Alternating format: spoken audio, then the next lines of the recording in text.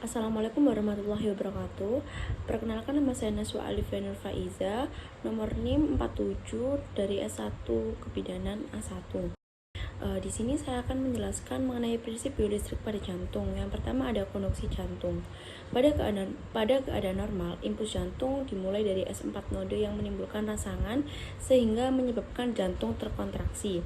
Selanjutnya dari SA node impuls dilanjutkan ke simpul anterioventrikular atau AV node yang terletak pada dinding yang membatasi serambi kanan dan bilik kanan. Simpul ini berfungsi untuk mengantarkan impuls dari serambi ke bilik. Impuls dari simpul AV node kemudian diteruskan ke seluruh bilik melalui berkas HIS atau HIS. Pada ujung berkas HIS terdapat banyak cabang. Cabang-cabang ini disebut serat Purkinje. Serat-serat Purkinje ini bertugas untuk meneruskan impuls dari bekas HIS ke seluruh otot bilik. Selanjutnya, impuls dari AV node menghantarkan impuls dari serambi ke bilik. Impuls dari simpul AV node kemudian diteruskan ke seluruh bilik melalui berkas HIS. Pada ujung berkas HIS terdapat banyak cabang. Cabang ini disebut dengan Purkinje. Serat-serat Purkinje bertugas meneruskan impuls dari berkas HIS ke seluruh otot bilik. Kemudian berkontraksi sehingga darah dipompa keluar dari bilik dan mengalir dalam sistem peredaran darah, sistem konduksi jantung. Adapun urutan terjadinya sinyal elektrograf berdasarkan pada gambar. Yang pertama ada gelombang P berasal dari kontraksi atrium dan dari sinus atrialis ke nodus anteriovesicularis saat darah mulai memasuki jantung dari seluruh tubuh. Yang kedua ada gelombang R adalah tanda akhir dari kontraksi atrium dari awal dari kontraksi ventrikel saat darah memasuki ruang ventrikel. Yang ketiga ada kompleks KRS berasal dari adanya aktivitas kontraksi pada ventrikel yang memompa darah ke seluruh tubuh dan merupakan gelombang tinggi.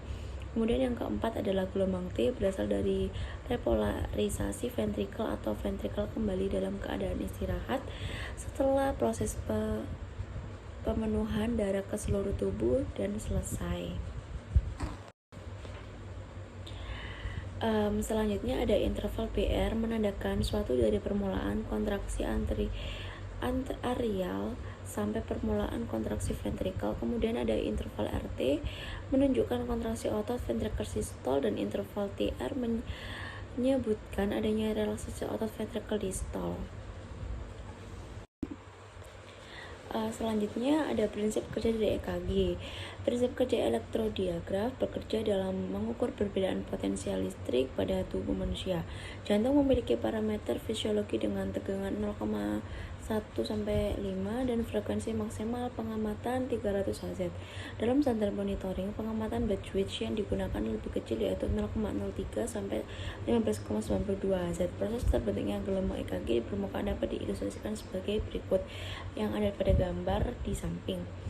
Dapat dijelaskan bahwa elektrik jantung dibangkitkan dari SA node ke arah spontan yang terjadi kontrak pada atrium menyebabkan depolarisatrium, terjadinya perpindahan cepat natrium bersama dengan melambat kalsium Ca+, menyebabkan bagian dalam sel berubah dari negatif ke positif.